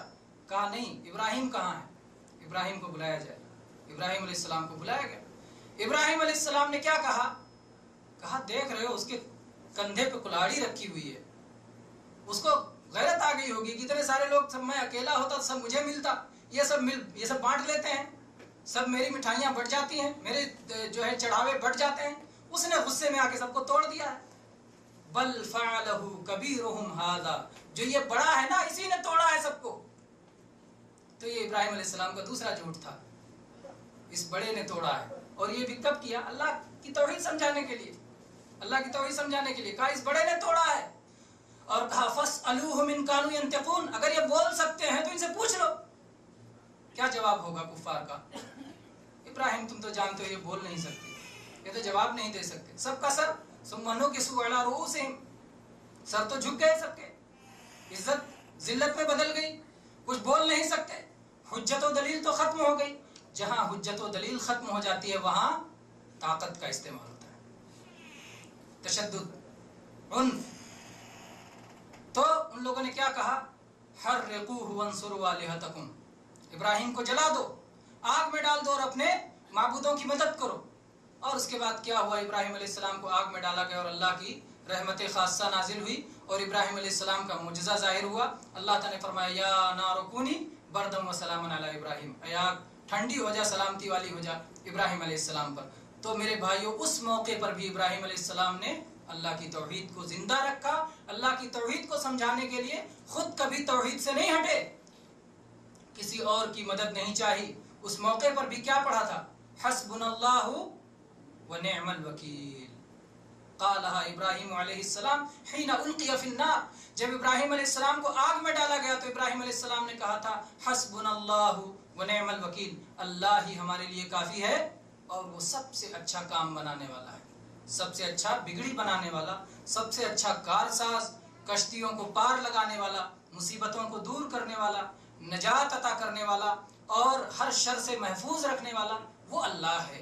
حسبنا اللہ، اللہ میرے لیے کافی ہے، اللہ میرے لیے کافی ہے، اور کسی سے طلب نہیں کیا۔ ابراہیم علیہ السلام سے پہلے صالحین نہیں گزرے تھے، انبیاء نہیں گزرے تھے، اولو العزم رسول نہیں گزرے تھے، ابراہیم علیہ السلام سے پہلے بہت سے لوگ تھے، لیکن ابراہیم علیہ السلام نے اپنے سے پہلے کسی کا واسطہ نہیں لیا، نہ اپنے باپ آدم علیہ السلام کا واسطہ لیا، نہ پہلے رسول نوح علیہ السلام کا واسطہ لیا، نہ مقرب فرشتے جبریل کا واسطہ لیا۔ حسبنا اللہ، اللہ میرے لیے کافی ہے۔ یہ توحید سکھایا، فاتبع ملت ابراہیم حنیفا، یہ ابراہیم علیہ السلام کی توحید ہے جس پر ہمیں چلنا ہے۔ لقد کانت لکم اسوۃ حسنۃ فی ابراہیم، ابراہیم علیہ السلام میں ہمارے لیے بہترین نمونہ ہے۔ تو وہ توحید نہیں چھوڑنا جس ابراہیم علیہ السلام کو یاد کر کے، جن کی یادگاروں کے طور پر ہم حج کرنے جاتے ہیں، تو یہ توحید جو ابراہیم علیہ السلام سکھا کے گئے ہیں اس کو کبھی نہیں چھوڑنا۔ تو کہنا یہ ہے کہ ابراہیم علیہ السلام نے اللہ کے لیے اپنا وطن چھوڑ دیا، اللہ کے لیے اپنی قوم کو چھوڑ دیا، اللہ کے لیے اپنے گھرانے کو چھوڑ دیا، اللہ کے لیے اپنے باپ کو چھوڑ دیا، اور اللہ کے لیے اپنی زندگی بھی چھوڑنے کے لیے تیار تھے۔ آگ میں ڈالا جا رہا تھا، آگ میں ڈالا جا رہا تھا، لیکن اللہ کے حکم پہ ڈالا گیا تو ڈالا گیا، اللہ نے حفاظت فرمائی۔ بہرحال پھر ابراہیم علیہ السلام نکل گئے اپنی قوم کو چھوڑ کر کے، اور جا رہے تھے، راستے میں ایک ظالم بادشاہ رہتا تھا. اللہ کے نبی صلی اللہ علیہ وسلم نے فرمایا تیسرا جھوٹ، 2 جھوٹ تو ہو گیا، میں بیمار ہوں، بڑے نے توڑا ہے، اور تیسرا جھوٹ یہ بتایا کہ ابراہیم علیہ السلام گزر رہے تھے تو راستے میں ایک ظالم بادشاہ تھا. وہ بادشاہ کوئی بھی حسین و جمیل لڑکی دیکھتا تھا، خواہش پرست بادشاہ تھا، تو اس کو اپنے قبضے میں کر لیتا تھا. سارہ علیہ السلام بے مثال حسن و جمال اللہ کا دیا ہوا، اس نے دیکھا اور اس نے طلب کر لیا. ابراہیم علیہ السلام سے پوچھا یہ کون ہے؟ کہا کہ یہ میری بہن ہے. تو یہ تیسرا جھوٹ تھا کہ یہ میاں بیوی تھے، بھائی بہن نہیں تھے. لیکن ابراہیم علیہ السلام نے کیا کہا کہ ایمان والے انما المؤمنون اخوہ، ایمان والے آپس میں بھائی بھائی ہوتے ہیں. اگر مرد ہیں تو بھائی بھائی، اگر مرد عورت ہیں تو بھائی بہن. اور زمین پر اس وقت یہی 2 ایمان والے تھے، ابراہیم علیہ السلام اور سارہ علیہ السلام. تو یہ ایمانی رشتہ تھا جس کا انہوں نے ذکر کیا کہ یہ میری بہن ہے، یہ ایمان کے اعتبار سے میری بہن ہے. وہ پوچھ رہا تھا نسبی رشتہ اور آپ نے ذکر کیا ایمانی رشتہ، ہے نا. اس کے سوال کے حساب سے جواب غلط تھا، لیکن ان کے کہنے کے حساب سے غلط نہیں تھا. تو حقیقت میں جھوٹ نہیں تھا، لیکن سننے کے اعتبار سے جھوٹ تھا. اللہ کے نبی صلی اللہ علیہ وسلم نے فرمایا کہ یہی 3 جھوٹ ابراہیم علیہ السلام نے زندگی میں بولا. بہرحال پھر وہ جو ہے اندھیرے جب بند کمرے میں سارہ علیہ السلام کو لے گیا. قصہ آپ جانتے ہیں کہ کس طرح سے جب اس نے دست درازی کی کوشش کی، ہاتھ بڑھانے کی کوشش کی، اللہ تبارک و تعالیٰ کا عذاب آ گیا اور اس کا ہاتھ شل ہو گیا، اور اس کے بعد وہ گڑ گڑانے لگا. سارہ علیہ السلام نے دعا کی، اللہ تعالیٰ نے اس کو شفا عطا فرما دی. پھر جو ہے اس نے دوبارہ ہاتھ بڑھایا. اور انسان کی یہ حالت ہے، مصیبت میں آتا ہے اللہ کو یاد کرتا ہے، توبہ کرتا ہے، اور اس کے بعد جیسے مصیبت دور ہو جاتی ہے پھر اپنی سرکشی پہ اتر آتا ہے، پھر اپنی نافرمانیوں پہ اتر آتا ہے. پھر دوبارہ اس نے یہی کیا کہ پھر اس نے ہاتھ بڑھایا، اور اس کے بعد میں پھر اس کا ہاتھ شل ہو گیا. پھر انہوں نے دعا کی، ٹھیک ہو گیا. پھر تیسری بار ہاتھ بڑھایا، پھر اس کا ہاتھ شل ہو گیا، اور پھر انہوں نے دعا کی، ٹھیک ہو گیا. اس کے بعد میں باہر نکل کے کیا کہتا ہے کہ شیطان کو پکڑ کے لے آئے ہو میرے پاس، انما اتیتمونی بشیطان، تم لوگ شیطان کو میرے پاس پکڑ کے لائے ہو. حالانکہ حقیقت میں دل میں کیا تھا؟ شیطان ہے کہ اللہ والی بندی ہے، نیک بندی ہے. کیونکہ بار بار ہاتھ شل ہوتا رہا اور ان کی دعا سے ہاتھ ٹھیک ہوتا رہا، تو اس کو دل میں پورا اقرار تھا کہ اللہ کی نیک بندی ہے، میں اس کو نقصان نہیں پہنچا سکتا ہوں. لیکن زبان سے اعتراف نہیں. دل میں اعتراف ہے لیکن زبان سے اعتراف نہیں. یہ اہل شرع ایسے ہی کرتے ہیں. کہا کہ تم تو شیطانہ کو پکڑ کے لے کر آئے ہو، حالانکہ دل میں وہ جانتا تھا کہ اللہ کی بہت بڑی نیک اور پارسا بندی ہے کہ جس پر مجھے قبضہ نہیں ملا. اور اس کے بعد اس نے اپنی بیٹی ہاجرہ علیہ السلام کو ان کی خدمت میں دے دیا. جب وہ لوٹی ابراہیم علیہ السلام کے پاس، جو کہ وضو کر کے صلات پڑھ رہے تھے اور اللہ سے صلات کے ذریعے اللہ کی مدد حاصل کر رہے تھے، ابراہیم علیہ السلام نے پوچھا کہ کیا ہوا؟ تو انہوں نے کہا رد اللہ قید الکافر واخدمنی ہاجر، کہ اللہ تبارک و تعالیٰ نے کافر کی چال کو ختم کر دیا اور مجھے خدمت کے لیے ہاجرہ بھی مل گئی. بہرحال پھر آگے جو ہے یہ قصہ رہا کہ ابراہیم علیہ السلام نے 3 جھوٹ اپنی زندگی میں بولے. بہت سارے لوگ اس حدیث کا انکار کر دیتے ہیں، ارے ایک نبی کے بارے میں ایسی بات کہ نبی نے جھوٹ بولا اس لیے اس حدیث کو ہی نہ مانو. جبکہ حدیث کہاں ہے؟ یہ صحیح بخاری میں. اگر اس طرح عقل کی قینچی چلائی گئی تو قرآن بھی سلامت نہیں رہے گا. قرآن کی جو بات عقل میں نہیں آئی فوراً انکار کر دیں گے. عقل میرے بھائیو، ہماری جتنی طاقتیں ہیں سب لمیٹڈ ہیں، محدود ہیں. آپ کی آنکھ کی طاقت ہے، ایک خاص حد تک آپ دیکھ سکتے ہیں، سننے میں ایک خاص مسافت کی آواز سن سکتے ہیں، سونگھنے میں ایک خاص مسافت کی چیز سونگھ سکتے ہیں، اس سے زیادہ نہیں. ایسے ہی دماغ اور عقل بھی ایک خاص دائرے میں سوچ سکتی، اس کے آگے نہیں. تو جب نبی کریم صلی اللہ علیہ وسلم سے یہ بات ثابت ہو گئی اور صحیح سند سے ہم تک پہنچ گئی تو ہم اس پر ایمان رکھتے ہیں. ہم اس پر ایمان رکھتے ہیں. اللہ کے نبی نے جو لفظ کہا اس لفظ کو اسی اعتبار سے ہم بیان کرتے ہیں. کہ بہت سارے لوگ اللہ کے بارے میں کتنی چیزیں قرآن پاک میں آئی ہیں ان کی عقل میں نہیں آتی، اس لیے انکار کر دیتے ہیں. کہتے ہیں اللہ غصہ کیسے ہوگا؟ غصہ تو انسان ہوتا ہے. کہیں گے اللہ خوش کیسے ہوتا ہے؟ اللہ ہنستا کیسے ہے؟ حدیث میں آیا اللہ ہنستا ہے. تو اللہ انتقام کیسے لیتا ہے؟ قرآن پاک میں اللہ نے کہا فلما آسفونا انتقمنا منہم، جب مجھے غصہ دلایا میں نے انتقام لیا. کہتے ہیں انتقام تو انسان کا کام ہے، اللہ کیسے لے؟ تو قرآن کا انکار کر دیتے ہیں.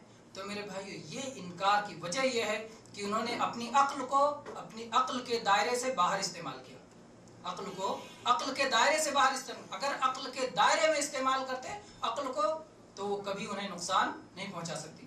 یہ اللہ تبارک و تعالیٰ کا عجیب جو ہے اس دنیا میں قانون ہے اللہ کا کہ جو لوگ عقل کو اللہ کے حکم کے مطابق استعمال کرتے ہیں ان کی عقل انہیں کام دیتی ہے، اور جو لوگ اللہ کے حکم کے خلاف اپنی عقل کو استعمال کرتے ہیں تو ان کی عقل انہیں نقصان پہنچاتی ہے۔ اور چنانچہ آپ جانتے ہیں کہ ابلیس کو کیسے اس کی عقل نے نقصان پہنچایا۔ ابلیس کو اللہ تعالیٰ نے حکم دیا کہ آدم علیہ السلام کو سجدہ کرو، اس کو سوچنا چاہیے اسی کے مطابق کہ اللہ نے سجدہ کا حکم دیا تو ضرور فائدہ ہوگا، ایسا سوچنا چاہیے، لیکن نہیں، اس نے دوسری طرف سوچنا شروع کیا۔ اس نے کہا کہ مجھے سجدہ نہیں کرنا ہے، کہا میں تو آگ سے بنا ہوں، تو مٹی کے ہیں، اور آگ مٹی سے اچھی ہوتی ہے، آگ اوپر کو اڑتی ہے اور مٹی اوپر بھی پہنچاؤ تو نیچے چلی آتی ہے۔ تو اس کی عقل نے کام نہیں دیا، اس لیے کہ اللہ کے حکم کے خلاف اس نے سوچا، جبکہ صحیح بات ہے کہ مٹی زیادہ بہتر ہے۔ ایک دانہ مٹی میں ڈالو کتنے دانے اگ جائیں گے، اور سینکڑوں دانوں آگ میں ڈالو سینکڑوں تباہ ہو جائیں گے۔ اس طرح اور بھی بہت سارے فضائل ہیں مٹی کے آگ پر۔ بلکہ کہنا یہ ہے کہ عقل جب اپنے دائرے میں سوچتی ہے، اللہ کے حکم کے مطابق سوچتی ہے، وحی کی روشنی میں سوچتی ہے، تو وہ بالکل برحق سوچتی ہے، اور جب اپنی دائرے سے ہٹ جاتی ہے، وحی کی روشنی کے بغیر اندھیروں میں سوچتی ہے، تو وہ غلطی کرتی ہے۔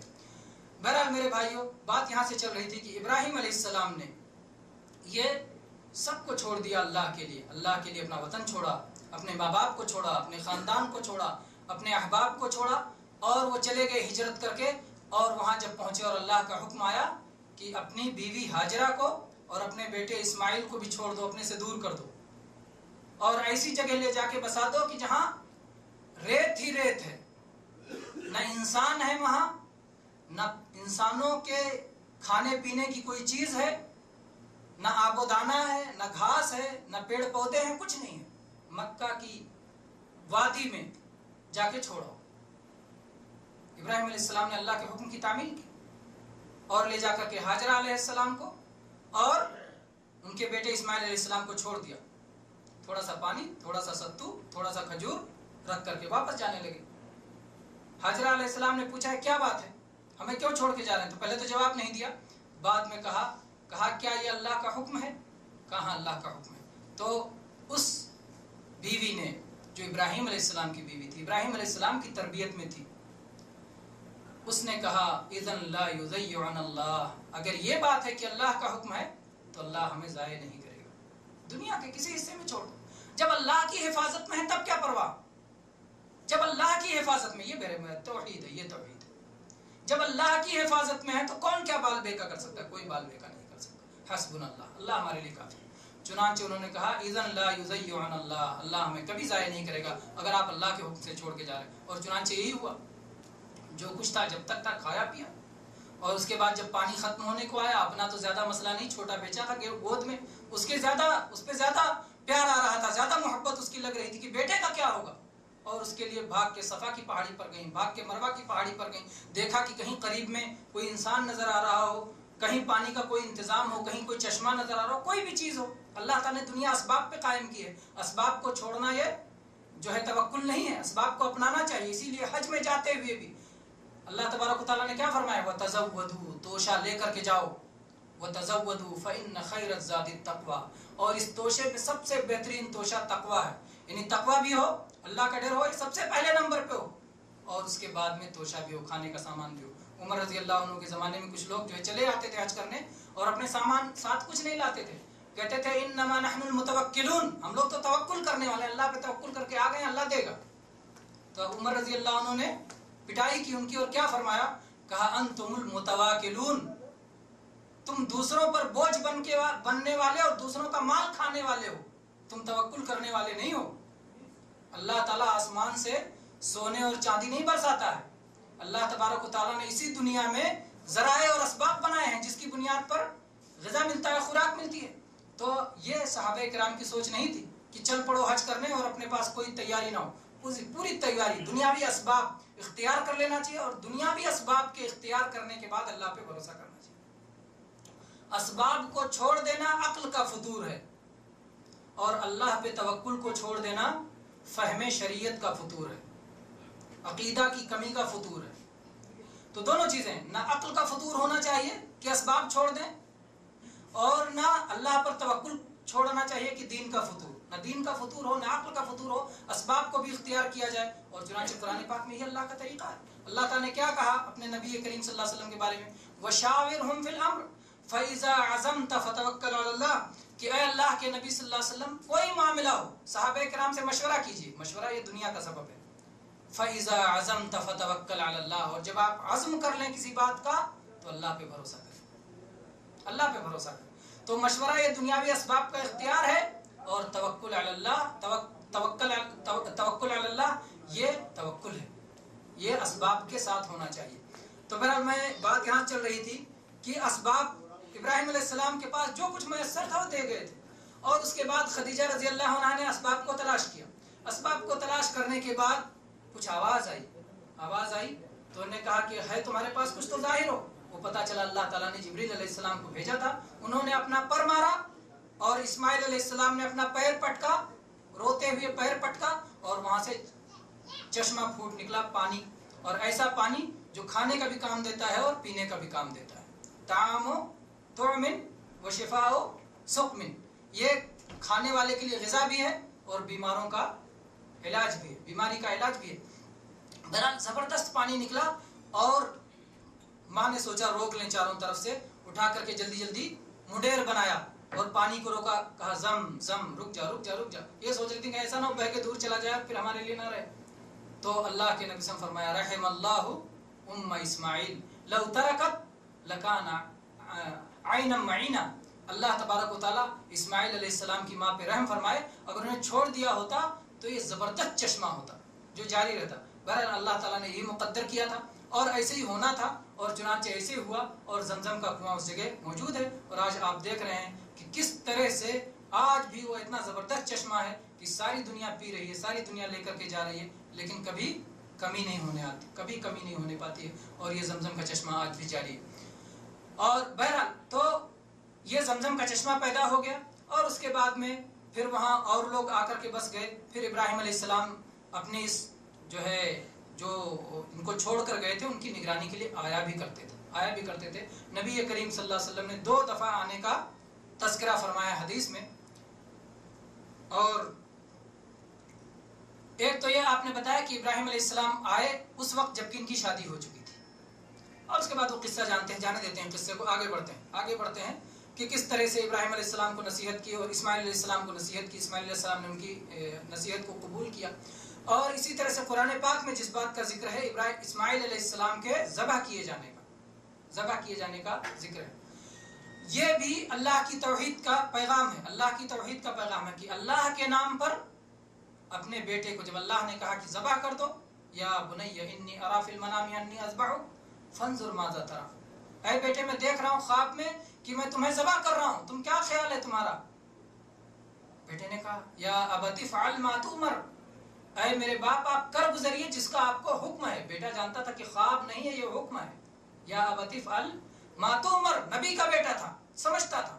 کہا کہ ابا جان آپ کو کر گزریے جس کا آپ کو اللہ کی طرف سے حکم ملا ہے. چنانچہ ابراہیم علیہ السلام نے اللہ کے نام پہ ذبح کر دیا اور اللہ نے حفاظت کی. وہ پہلے سے نہیں جانتے تھے کہ ذبح کا ناٹک ہوگا نعوذ باللہ اور بچ جائیں گے نعوذ باللہ. وہ پوری طرح سے ذبح کے لیے تیار تھے اور ذبح کر رہے تھے. بہت سارے لوگ جو کہتے ہیں نبی غیب جانتے ہیں, اگر غیب جانتے اور پہلے سے جانتے کہ میرا بیٹا تو ذبح نہیں ہوگا تو امتحان کیا رہ گیا. تو یہ بات بالکل غلط ہے کہ نبی غیب جانتے ہیں. کوئی نبی غیب نہیں جانتا, نہ صالحین غیب جانتے ہیں, نہ سید الانبیاء محمد صلی اللہ علیہ وسلم غیب جانتے ہیں. غیب جاننا صرف اللہ کا خاصہ ہے اور اللہ تعالیٰ جتنا دیتا ہے اتنا پاتے ہیں. جب چاہتا ہے تو اللہ بتا دیتا ہے, جب چاہتا ہے نہیں بتاتا ہے. چنانچہ بہت سارے معاملوں میں اللہ نے بتا دیا تو جان گئے اور نہیں بتایا تو نہیں پتا چلا. یہ سب اللہ کے بتانے سے ہوتا ہے. تو بہرحال ابراہیم علیہ السلام نے اپنے بیٹے کو ذبح کیا اور اس قربانی کو قیامت تک کے لیے رکھ دیا گیا. حاجی کو بھی اگر وہ حج قران کر رہا ہے, حج تمتع کر رہا ہے, تو اس پر قربانی دینا فرض ہے, ضروری ہے قربانی دینا. اور اگر حج افراد کر رہا ہے تو قربانی دینا سنت ہے, نفل ہے. اگر دے گا تو ٹھیک, نہیں دے گا تو کوئی بات نہیں. لیکن حج قران کرنے والے کے لیے اور حج تمتع کرنے والے کے لیے قربانی دینا ضروری ہے. اور قربانی دینے میں جانتے ہیں قربانی بھی کس لیے ہوتی ہے, اللہ کے لیے. اور قربانی ذبح کرتے ہوئے کیا پڑھتے ہیں, بسم اللہ اللہ اکبر, بسم اللہ اللہ اکبر. ایک صاحب نے اپنی تقریر میں کہا ہے کہ جہاں بھی اللہ کا ذکر ہے وہاں رسول کا ذکر ہے, صرف ذبح کے وقت اللہ کا ذکر ہے, رسول کا ذکر نہیں. یہ ان کی بات, یہ بھی غلط ہے, یہ بات غلط ہے. انہوں نے کہا رسول رحمت ہیں اور اللہ کے ہاں دونوں چلتا ہے, اس لیے اللہ کا نام لے لیتے ہیں، رسول رحمت ہیں، اس لیے یہاں ان کا نام ذکر کرنا مناسب نہیں، یہ بات ان کی غلط ہے۔ اور چونکہ وہ توحید نہیں شرک کی نشر و اشاعت کرتے ہیں، اس لیے ان کی عقل میں صحیح باتیں بھی نہیں آتی۔ اذان میں اللہ کے نبی کا ذکر ہے، ٹھیک ہے، اشہد اللہ الہ الا اللہ، اشہد ان محمد رسول اللہ ہے ذکر وہاں پر، لیکن جب اللہ نے اذان کو ختم کیا، اللہ اکبر لا الہ الا اللہ، تو لا الہ الا اللہ محمد رسول اللہ اس کے بعد ہے؟ نہیں ہے۔ اذان میں بھی ذکر ہے اللہ کے نبی کا، تو اتنا نہیں جتنا اللہ کا ذکر ہے، اور اللہ تعالیٰ نے وہی صیغہ دہرایا لیکن نبی کا ذکر نہیں کیا، یہ بتانے کے لیے کہ پوری طرح سے اللہ کے برابر نبی کو نہ کرو۔ اور آج ہم لوگ ہیں بہت ساری چیزیں، ادھر اللہ لگائیں گے، ادھر محمد لگائیں گے، دروازے پر اللہ محمد برابر کر رہے ہیں وزن میں، کیا ہے؟ کہیں اللہ محمد پر ایک ساتھ لگا کر کے لگائے ہوئے ہیں، کیا ہے؟ اللہ کی توحید کو سمجھو، اللہ سب سے اوپر، اللہ سب سے بڑا، اللہ کے نبی نے اللہ کی بڑائی سب سے زیادہ رکھی، اور اللہ کے نبی نے اتنا بھی برداشت نہیں کیا۔ ایک شخص نے آ کے کہا ماشاء اللہ وشئت، جو اللہ چاہے اور آپ چاہیں۔ اللہ کے نبی صلی اللہ علیہ وسلم فرمایا نہیں، قل ماشاء اللہ وحدہ، یہ کہو جو صرف اللہ چاہے، جو صرف اللہ چاہے وہ ہوگا، میرے چاہنے سے نہیں ہوگا۔ اللہ کے نبی صلی اللہ علیہ وسلم نے ایسی توحید سکھائی ہے میرے بھائی، کبھی آپ نے اس بات کو برداشت نہیں کیا کہ جو ہے توحید کے معاملے میں کمی کی جائے۔ توحید میں کمی لانے والے جتنے راستے تھے، سارے راستے اللہ کے نبی صلی اللہ علیہ وسلم نے بند کر دیے، کوئی راستہ آپ نے باقی نہیں رکھا جو توحید سے شرک کی طرف لے جاتا۔ بہرحال میں کہہ رہا تھا، بات یہاں سے چل رہی تھی کہ جو ذبح کرے وہ اللہ کا نام لے کر ذبح کرے، بسم اللہ اللہ اکبر یہ کہہ کر کے اللہ اکبر کہہ کے ذبح کیا جائے گا۔ اور پھر ذبح بھی عبادت ہے جو غیر اللہ کے لیے نہیں کیا جا سکتا ہے۔ یہ فلاں بابا کا بکرا ہے اور فلاں بابا کا مرغا ہے، یہ نہیں چلے گا، یہ شرک ہے، اور یہ اللہ ان لوگوں پر لعنت کرتا ہے، اللہ کی لعنت ہوتی ہے جو غیر اللہ کے لیے ذبح کرتے ہیں۔ چنانچہ جناب محمد رسول اللہ صلی اللہ علیہ وسلم نے فرمایا ہے، لعن اللہ من ذبح لغیر اللہ، اللہ اس پر لعنت کرے جو غیر اللہ کے لیے ذبح کرتے ہیں۔ اللہ نے قرآن پاک میں حکم دیا، فصل لربک وانحر، صلاۃ بھی رب کے لیے پڑھو، اور نحر اور قربانی بھی رب کے لیے کرو۔ تو صلاۃ اور قربانی اور حج اور صوم اور زکوٰۃ اور ساری عبادتیں، قلبی عبادتیں اور جسمانی عبادتیں، ساری عبادتیں صرف اللہ کا حق ہیں، اس میں کوئی شریک نہیں ہے۔ بہرحال جناب ابراہیم علیہ السلام نے اپنے بیٹے کو اللہ کے لیے ذبح کر دیا جب اللہ نے حکم دیا، تو کسی چیز کی محبت آڑے نہیں آنی پائی، اسی لیے اللہ تعالیٰ نے فرمایا ان ابراہیم کان امۃ قانتا للہ حنیفا ولم یکن من المشرکین، آپ حنیف تھے، ہر طرف سے کٹ کے ایک اللہ کے ہو گئے تھے، اور آپ مشرکوں میں سے نہیں تھے، مشرکوں سے آپ کا کوئی تعلق نہیں تھا، ذرہ برابر شرک کرنے والے نہیں تھے۔ یہ اللہ نے آپ کی تعریف کی ہے میرے بھائی، یہ تعریف کا انداز ہے۔ اگر کسی کے بارے میں کہا جائے یہ توحید والا بندہ ہے، یہ شرک کو چھوڑنے والا بندہ ہے، تو یہ اس بندے کی تعریف ہے۔ آج جو ہے کتنے لوگ اس تعریف کو نہیں سمجھتے کہ یہ تعریف کا سلیقہ ہے کہ اس کے ہاں شرک نہیں ہے، لیکن میرے بھائی ساتھ میں دونوں ہونا چاہیے کہ شرک کو چھوڑا ہے اور توحید کو اپنایا ہے، یہ نہیں کہ شرک کو چھوڑا ہے لیکن توحید کو بھی نہیں اپنایا، تو کیا فائدہ؟ اگر ایک بندہ مزار پہ نہیں جاتا لیکن مسجد میں بھی نہیں جاتا، کیا فائدہ ہے؟ مزار پہ مت جاؤ لیکن مسجد میں جاؤ، مزار پہ نہیں جاتا، مندر میں نہیں جاتا، چرچ میں نہیں جاتا، کسی بھی عبادت خانے میں نہیں جاتا، گردوارے میں نہیں جاتا، کہیں بھی نہیں جاتا، لیکن مسجد میں بھی نہیں جاتا، کیا حاصل ہے؟ مسجد میں بھی جاؤ، کسی کی عبادت نہیں کرتا۔ لا الہ الا اللہ میں یہی تو ہے، لا الہ، کوئی بھی لائق عبادت نہیں ہے الا اللہ، ہاں اللہ لائق عبادت ہے۔ میں کسی کو سر نہیں جھکاتا، ہاں اللہ کو سر جھکاتا ہوں۔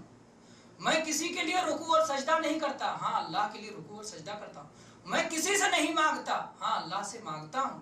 میں کسی کے لیے نظر و نیاز نہیں کرتا، ہاں اللہ کے لیے کرتا ہوں، اللہ کے لیے نظر مانتا ہوں۔ حج کے بارے میں اللہ تعالیٰ نے قرآن پاک میں کیا فرمایا کہ جب حاجی پہنچ جائے وہاں پر 10 تاریخ ہو جائے، فَلْيُوفُوا نُذُورَهُمْ وَلْيَطَّوَّفُوا بِالْبَيْتِ الْعَتِيقِ، تو وہ اپنی نظریں پوری کریں اور اللہ کے اس پرانے گھر کا طواف کریں۔ تو نظر پوری کرنے کا یہ حکم دیا اللہ تعالیٰ۔ تو اگر کوئی نظر مانا ہے کہ ہم جا کے مکہ میں یہ کریں گے، بہت سارے نظر مان سکتا ہے، تو جو بھی نظر مانا ہے، جیسے عمر رضی اللہ عنہ نے نظر مانی تھی جاہلیت کے زمانے میں، نبی کریم صلی اللہ علیہ وسلم سے عمر رضی اللہ عنہ نے دریافت کیا کہ اے اللہ کے نبی، میں نے جاہلیت کے زمانے میں نظر مانی تھی کہ میں ایک رات کعبہ میں اعتکاف کروں گا، مسجد حرام میں ایک رات اعتکاف کروں گا۔ جاہلیت میں نظر مانی تھی، اسلام سے پہلے نظر مانی تھی۔ اللہ کے نبی صلی اللہ علیہ وسلم فرمایا اوف بنظرک، اپنی نظر پوری کرو، اپنی منت پوری کرو۔ تو اگر کسی نے منتیں مانی ہو تو وہاں پہنچ کے منت پوری کرنا ہے، اور منت خالص اللہ کے لیے ہونا چاہیے اور نیک کام کی منتیں ہونی چاہیے۔ تو ہم کسی کی عبادت نہیں کرتے، اللہ کی عبادت کرتے ہیں، کسی کے لیے سر جھکاتے نہیں، کسی اللہ کے لیے جھکاتے ہیں، کسی کے لیے نظر و نیاز نہیں کرتے، اللہ کے لیے نظر کرتے ہیں، کسی کے لیے جو ہم چڑھاوے نہیں چڑھاتے، اور اللہ کے نام پر ہم چڑھاوے چڑھا سکتے ہیں۔ اللہ کے نام پر چڑھاوا کہاں چڑھے گا؟ ہاں، اللہ کے نام پر کیسے چڑھاوا چڑھے گا؟ غریبوں کو جو آپ خرچ کرتے ہیں، غریبوں کو جو آپ خرچ کرتے ہیں، چڑھاوا میں کیا ہوتا ہے؟ خرچ ہے، انفاق ہے ایک طرح کا۔ تو یہ انفاق ہے، گویا اللہ کے لیے ہم خرچ کرتے ہیں، اللہ کو راضی کرنے کے لیے خرچ کرتے ہیں۔ تو جہاں پر اللہ کو راضی کرنے کے لیے خرچ کرنے کی ضرورت ہوگی ہم خرچ کریں گے، مسجد کے لیے خرچ کریں گے، مدرسے کے لیے خرچ کریں گے، دینی کتابوں کے لیے خرچ کریں گے، یتیموں پہ خرچ کریں گے، مسکینوں پہ خرچ کریں گے، بیواؤں پہ خرچ کریں گے۔ اللہ کے دین کو جہاں ضرورت ہوگی وہاں ہم خرچ کرنے کے لیے تیار ہیں۔ لیکن جس چیز سے، جس خرچ سے اللہ تعالیٰ ناراض ہوتا ہے، جس خرچ کو اللہ تعالیٰ جو ہے نہیں چاہتا ہے کہ وہ کیا جائے، وہ خرچ ہم نہیں کریں گے، وہ خرچ نہیں کریں۔ تو ہمارے مالی عبادتیں ہوں، جسمانی عبادتیں ہوں، کوئی بھی عبادتیں ساری کی ساری اسی اللہ کے لیے ہونی چاہیے، اللہ کے سوا اور کسی کے لیے عبادتیں نہیں ہونی چاہیے۔ تو بہرحال میرے بھائیو، قربانی بھی جو حج میں کی جاتی ہے اس میں بھی توحید کا پیغام ہے۔ پھر صفا اور مروہ کی پہاڑی پہ آپ جاتے ہیں، دوڑتے ہیں، کیا پڑھتے ہیں صفا اور مروہ کی پہاڑی پر پہنچ کر کے؟ ان الصفا والمروہ من شعائر اللہ ابدأ بما بدأ اللہ۔ صفا اور مروہ یہ اللہ کی شعائر میں سے ہے، اللہ تعالیٰ نے اس کو دین کی ایک شناخت بنائی ہے، پہچان بنائی ہے، اور اللہ نے جہاں سے شروع کیا میں بھی وہیں سے شروع کرتا ہوں۔ ان الصفا والمروہ، اللہ نے صفا پہلے کہا، مروہ بعد میں کہا، اس لیے جو ہمارا سعی شروع ہوگا پہلے صفا سے شروع ہوگا، پھر مروہ پہ ختم ہوگا۔ ہم بھی وہیں سے شروع کرتے ہیں جہاں سے اللہ نے شروع کیا، اور پھر اس کے بعد کیا دعا پڑھتے ہیں اس پر؟ لا الہ الا اللہ وحدہ لا شریک لہ لہ الملک ولہ الحمد وہو علی کل شیء قدیر۔ یہ پوری کی پوری توحید ہے۔ اور اس کے بعد پڑھتے ہیں لا الہ الا اللہ وحدہ نصر عبدہ واعز جندہ وہزم الاحزاب وحدہ۔ یہ بھی پوری کی پوری توحید ہے۔ لا الہ الا اللہ وحدہ، کوئی بھی لائق عبادت نہیں البتہ ایک اللہ، وہی لائق عبادت ہے۔ لا الہ الا اللہ وحدہ نصر عبدہ، اپنے بندے کی اسی نے مدد کی، محمد صلی اللہ علیہ وسلم کی مدد اسی بندے نے کی۔ یعنی یہی کعبہ جہاں کا عمرہ کرنے کے لیے جناب محمد رسول اللہ صلی اللہ علیہ وسلم نکلے تھے سن 7 ہجری میں صلح حدیبیہ کے موقع پر، مکہ کے لوگوں نے روک دیا، نہیں آ سکتے آپ کو ہم نہیں آنے دیں گے، لیکن اللہ کی مدد ہوئی، اور سن 8 ہجری میں اللہ کے نبی نے مکہ فتح کر لیا، اور سن 10 ہجری میں آپ نے حج کیا، حجۃ الوداع سن 10 ہجری میں آپ نے حج کیا۔ تو اپنے بندے کی مدد اللہ نے کی اور کسی نے مدد نہیں کی۔ نصر عبدہ، اللہ نے اپنے بندے کی مدد کی۔ وَحَزَمَ الْأَحْزَابَ وَحْدَهُ، اور اللہ نے تمام گروہوں کو، تمام جماعتوں کو، تمام جو ہے فرقوں کو، تمام پارٹیوں کو، اور اسلام کے خلاف جو بھی اکٹھا ہوئے گروپ، سارے گروپوں کو اللہ نے تنہا شکست دی۔ اللہ کے نبی نے یہ نہیں کہا کہ میری جماعت مضبوط ہو گئی، صحابہ نے میرا ساتھ دیا اور اس کے بعد ہم نے سب کو شکست دیا۔ اللہ نے تنہا مدد کی اور اللہ نے تنہا ساری جماعتوں کو شکست دی۔ وَحَزَمَ الْأَحْزَابَ وَحْدَهُ، یہ ہم وہاں اقرار کرتے ہیں، یہ وہاں اقرار کرتے ہیں۔ آج جب ہمیں غرور ہو جاتا ہے اپنی طاقت پر، اپنی عقل پر، اپنی پلاننگ پر، اپنی تدبیروں پر، تو پھر وہیں پر بندہ کی توحید میں کمی آتی ہے اور وہیں پر شکست کے دروازے، چور دروازے کھلتے چلے جاتے ہیں۔ لیکن جب تک بندہ کا اللہ پر توکل ہوتا ہے، اسباب کے اختیار کرنے کے ساتھ، اسباب کے اختیار کرنے کے ساتھ اللہ پہ توکل ہوتا ہے، تو اللہ تبارک و تعالیٰ فتح کے راستے کھولتے چلا جاتا ہے، فتح کے راستے کھولتے چلا جاتا ہے۔ تو اس لیے اسباب نہیں چھوڑنا ہے، اسباب کو اختیار کرنا ہے، لیکن اسباب کے اختیار کرنے کے ساتھ ساتھ ہمیں توکل، پورا کا پورا توکل اللہ پہ رکھنا ہے۔ تو یہ میرے بھائی، یہ حج کی یہ تعلیم ہے کہ ہر جگہ اللہ کو یاد کیا جائے، اور حج کا یہ سبق ہے، حج میں توحید کا پیغام ہے کہ اللہ تبارک و تعالیٰ ہی سب کچھ عطا کرنے والا، دینے والا، ساری عبادتوں کا مستحق ہے۔ اسی طرح سے جب ہم رمی جمار کرتے ہیں، کنکریاں مارتے ہیں، وہاں اللہ اکبر، اللہ کا نام لیتے ہیں، اس طرح سے بہت ساری چیزیں ہیں جہاں پر کہ اللہ تبارک و تعالیٰ کا ذکر ہوتا ہے، اللہ کی توحید کا پیغام جو ہے جہاں کے ذریعے ہمیں سمجھ میں آتا ہے۔ اس لیے حج یہ بہت بڑی عبادت ہے، جس عبادت میں اللہ کی توحید کو بہت واضح طور پر مختلف انداز میں ثابت کیا گیا ہے، اور شرک کی جگہ جگہ تردید کی گئی ہے، لا شریک لہ کا بار بار نعرہ لگایا گیا ہے۔ اگر کوئی حج کرنے جائے اور حج سے لوٹ کر کے آئے، حج ایک ایسی تنہا عبادت ہے جو خاص مہینوں میں، خاص دنوں میں، خاص جگہ پہ ہوتی ہے۔ اس کے علاوہ اگر آپ نے دوسرا حج کر لیا تو یہ بھی کیا ہوتا ہے؟ آپ نے شرک کا ارتکاب کر لیا۔ کوئی یہ سمجھتا ہے کہ مکہ جانا کافی نہیں، مکہ کے علاوہ کسی اور جگہ بھی جانا چاہیے، مکہ کے علاوہ کسی اور بھی جگہ کا حج ہوتا ہے۔ تو اگر اس طرح کا تصور ہے میرے بھائیوں تو یہ بھی شرکیہ تصورات میں آتا ہے۔ مکہ کو جو اللہ تعالیٰ نے احترام عطا کیا ہے، مکہ کو جو مقام عطا فرمایا ہے، وہ مکہ کے لیے اللہ تبارک و تعالیٰ نے بہت ساری عبادتیں مکہ کے لیے خاص کی ہیں جو دوسری جگہ نہیں کی جا سکتی۔ طواف صرف اللہ کے گھر کا کیا جا سکتا ہے، نہ کسی قبر کا طواف کیا جا سکتا ہے اور نہ کسی اور چیز کا طواف کیا جا سکتا ہے۔ بہرحال اللہ تبارک و تعالیٰ سے دعا ہے کہ اللہ تبارک و تعالیٰ ہم سب کو حج کا یہ سب سے اہم پیغام توحید سمجھنے کی توفیق عطا فرمائے، اور ہم میں سے جو حج کر چکے ہیں اللہ ان کے حج کو قبول فرمائے اور دوبارہ انہیں حج کا موقع نصیب فرمائے، اور جو ابھی حج نہیں کر سکے ہیں اللہ تبارک و تعالیٰ انہیں حج کی توفیق سے نوازے۔ آمین۔ وآخر دعوانا ان الحمدللہ رب العالمین وصلی اللہ علی نبینا وسلم۔ اگر بھائیوں آگے پروگرام میں کچھ انعامات وغیرہ کی تقسیم ہے، سوالات وغیرہ ہیں، یا اس طرح سے آپ لوگوں کی طرف سے اگر کوئی سوال ہے تو سوالات کر سکتے ہیں۔ انعامات وغیرہ ہیں آپ لوگوں کی طرف سے، اگر کوئی سوال وغیرہ ہو حج کے تعلق سے، حج کے دروس کے تعلق سے۔ حج میں پیغام توحید کے سوا بہت سارے دروس ہیں۔ اچھا، کوئی سوال نہیں؟ یہ تو کر سکتے ہیں۔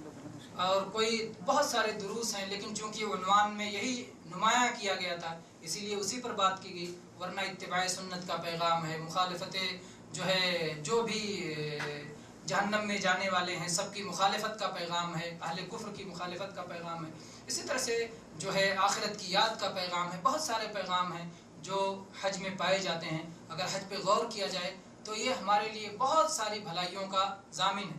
دین کی ہر عبادت، بلکہ دین کی جتنی بھی تعلیمات ہیں یہ بھلائیوں سے پر ہیں، اور اللہ تبارک و تعالیٰ کی طرف سے ہے جو اس کائنات کا خالق ہے، جو ہم سب کا خالق ہے، جو زمین و آسمان کا خالق ہے، اور جو سب سے بڑا اور سب سے عظیم ہے۔ تو اللہ تبارک و تعالیٰ کی طرف سے آئے ہوئے دین میں ظاہر بات ہے ہر طرح کا خیر ہے اور ہر طرح کی بھلائی ہے۔